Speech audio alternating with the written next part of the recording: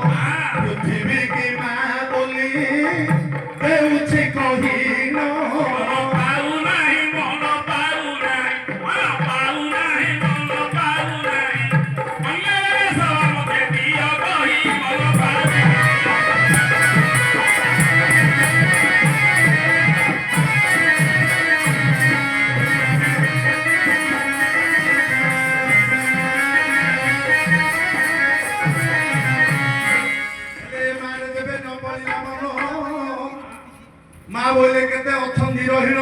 মা বলে গোটিয়ে জল জীব হইল মা বলে পৃথিবী জীব হইল মা বলে দেখ লক্ষ্মী জীবে হই মা বলে দ্রৌপদী জীবে হই মা বলে সীতা জীবে হই কো মা ঠারে পুরি মন রখিল রেণুকা ঠারে তুমি মন রখিল মাত্র সুন্দর সভারে আজি বয়ান কল রেণুকা বলি পূজা মজাহার রেণুকা বলি দেখো না মজাহার আউরি পুଅ কাটি ଥିଲେ ପୁଣି ତା ହେଙ୍ଗ ଶିର ଏ କଥା କହିଲେ କି ତୁମ ପାଇବ ମନ ଯାହା କହିଗଲ ମୋ ଗାୟକ ଉତ୍ତମ ରେଣୁକା ମାଠାରେ ରହିଛି ମନ ଆରେ ଧନ ଧନ ଧନ ଆହେ ମୋ ମାନ ଭାଇ କେତେ ସୁନ୍ଦର ହେ ପଚାର ରହି ରେଣୁକାର ହଇରି ଅସୁରାମ ହେଲେ କାହିଁକି ହେଲେ ମତେ କହିବ ଏ ବାବୁ ମାନେ ଏବେ ରସୁ ସବଳ ଲେଖା ବହି ଅଛି ଗ୍ରନ୍ଥ ରାମାୟଣ ମୋର ଭାବୁକ ମଣ୍ଡଳୀ ଦେଇଥିବେ ଚିତ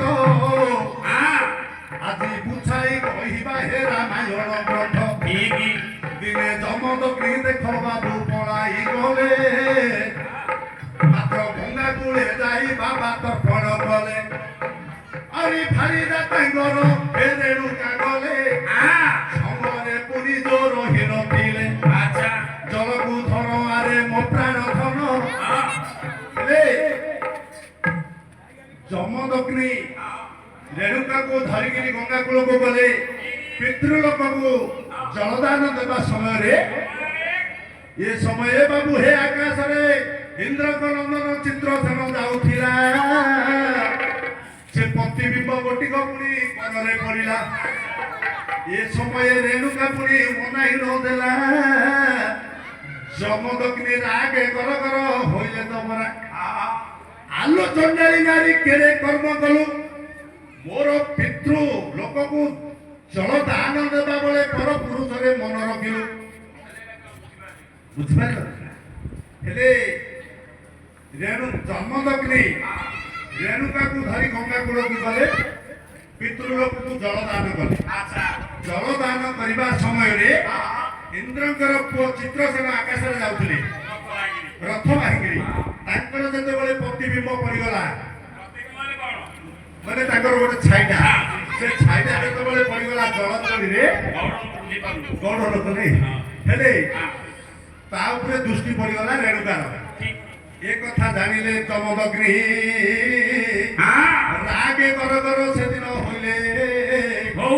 ମନ ବିଚ୍ଛେଦରେ ଘରକୁ ଫେରିଲେ ଏ ଯୋଉ ନୀଳରାମ ବଳରାମ ହରିରାମ ପରଶୁରାମ ରହିଥିଲେ ଚାରିଟା ରାମ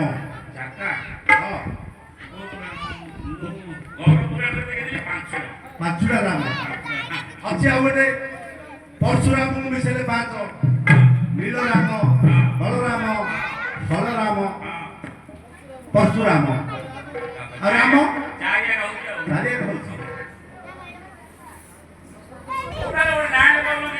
ନହେଲେ ଭଜରାମ ହେ ନୀଳରାମ ତ ହେଲା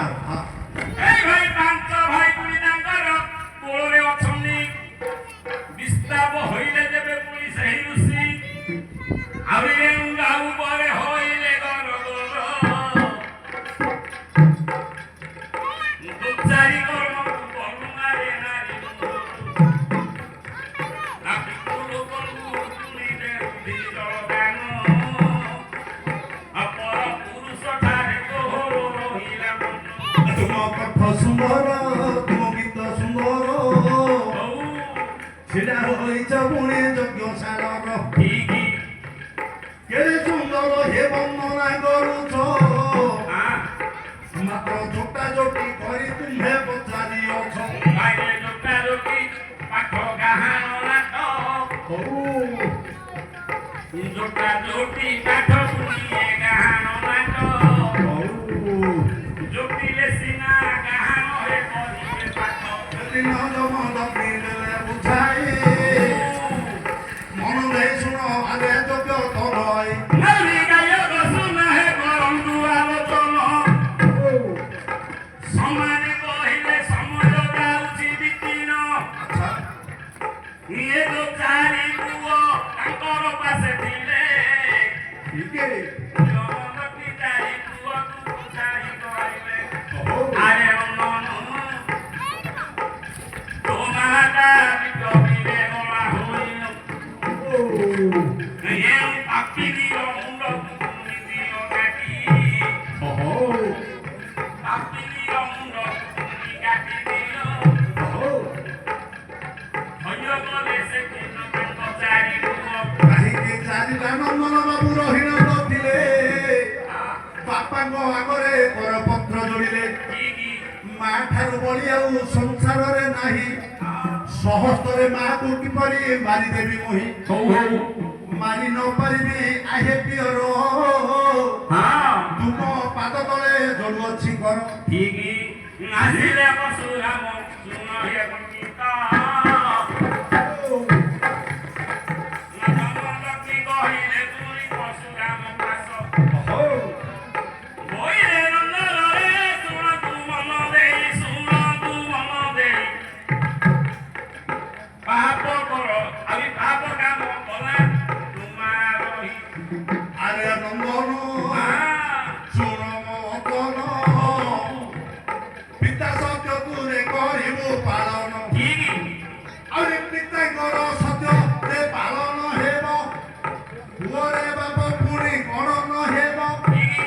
ସେଦିନ ପରଶୁରାମଙ୍କର ଦୋଳିଲା ପିତାଙ୍କ ଆଗରେ ତ ସତ୍ୟ କରିଲା କିସ କହୁଛ ଏବେ କୁହ ପିଅର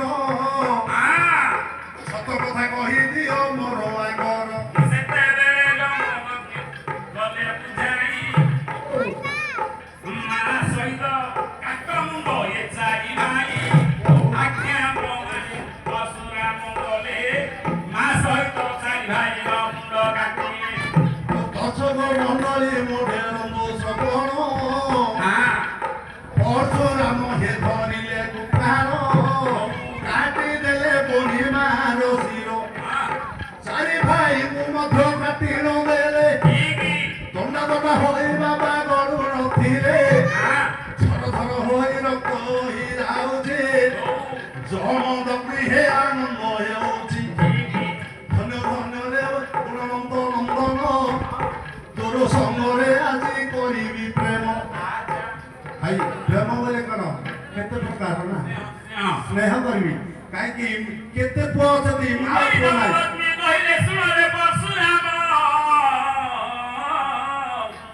ହଉ କହିବା କଥା ଗୁଡ଼ା ପରେ କହିବୁ ପାଣ ଆଉ ଯାହା ମାଗିବୁ ପୁଣି ତୋତେ ଦେବି ଦାନ ପଶୁରାମ କହିଲେ ଶୁଣରେ ପ୍ରିୟ ହୋଇ କାଟିଦେଲି ମୋର ମା ରସିର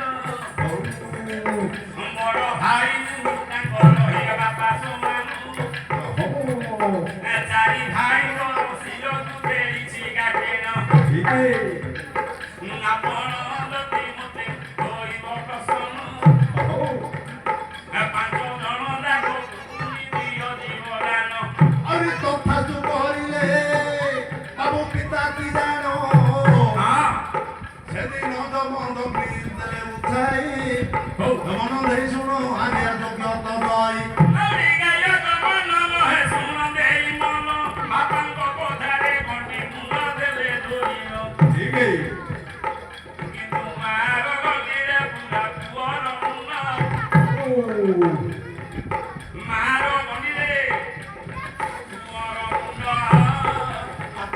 ରାତ୍ର ଘରେ ବାବୁ ଚୁଟି ନଥିଲା କୁମ୍ଭାର ରାତିରେ ଜାଣି ନ ପାରିଲେ ସମସ୍ତେ ପୁଣି ଗାଇଲେ ଜୀବଦାନ ମାର ହୋଇ ପୁଣି ହୋଇଲେ ବସିଲାମ ତାଙ୍କର ପିତା ଜମଦଗ୍ନି ବହନ ଶେଷ ଦୁଇ ଅକ୍ଷର ଦିଅ ତୋର ବିବାହନ ଯଦି ଅକ୍ଷର ରହିବ ସଭା ମଧ୍ୟରେ ଆନ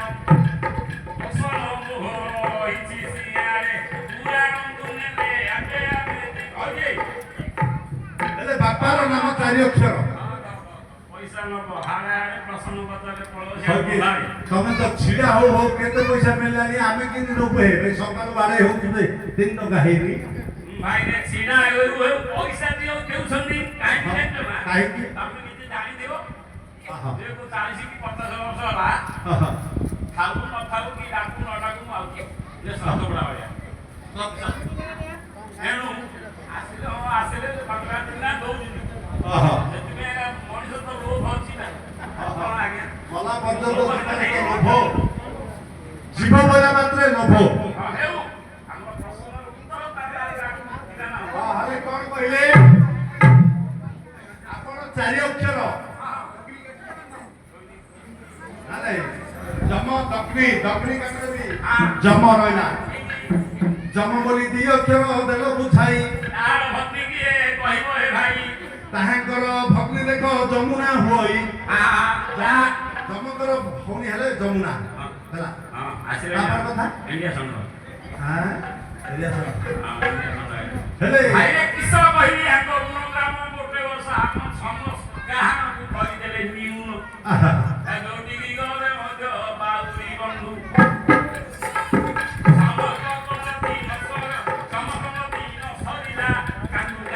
ଭାଇ କାଣେ ଏମିତି କହୁଛେ କାହିଁକି ନା ଭାଇ ଆମ୍ଭେ ବାଲ୍ୟ କାଳୁ ପୁଣି ଦେଖୁଛୁ ନେତ୍ରର ତୁମ୍ଭର ହାତ ଧରି ଚିଲିଲୁ ଆହୁରି ଚାଲି ଶିଖିଲୁ ଦାଣ୍ଡର ମାତ୍ର ବଡ଼ ଶ୍ରଦ୍ଧା ଲାଗିଲା ଭାବୁଥିଲି ମୁଁ ମନ କାଳେ ମାଲ ଭାଇ ଥିବେ ଯେବେ ହୋଇବ ଦର୍ଶନ ତାଙ୍କେ ଯାହା ପଚାରିବେ ଯେ ସୁନ୍ଦର ପ୍ରସନ୍ନ ଆରୁଆ ଦାରୁଆ ତାଙ୍କର ନୁହଇ ସିଧା କଥା ଯାକ ପଚାରୁଥାନ୍ତି ଭାଇ ବଡ଼ ସୁନ୍ଦର ହୁଇ ପୁରାଣ ଭାଇ ପଚାରିଥିଲ ତୁମେ ସୁନ୍ଦର ଗରିର ନାମି ବୁଝାଇ ଦେ ଆମ୍ଭ ଭାଇ ଦେଖ ଏ ସ୍ଥାନ ଜମଙ୍କର ଭଗ୍ନି ପୁଣି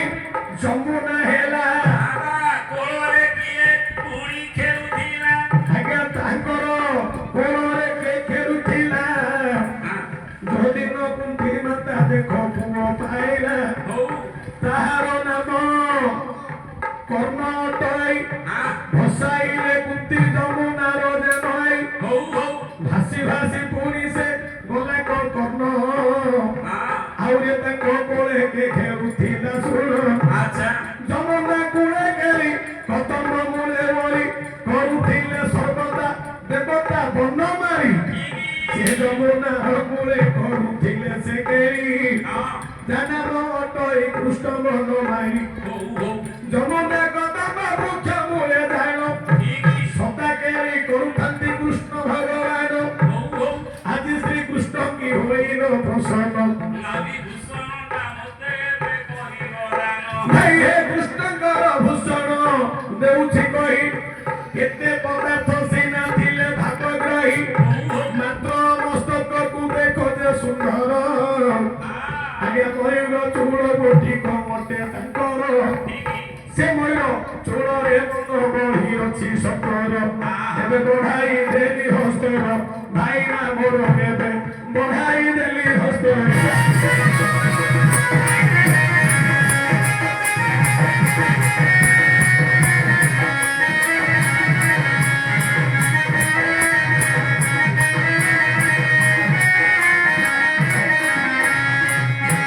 କାହିଁକି ନା ଆଜ୍ଞା ମୁଁ ଯେତେବେଳେ ନୂଆ ନୂଆ ଗାହାଣ ଶିଖୁଥିଲି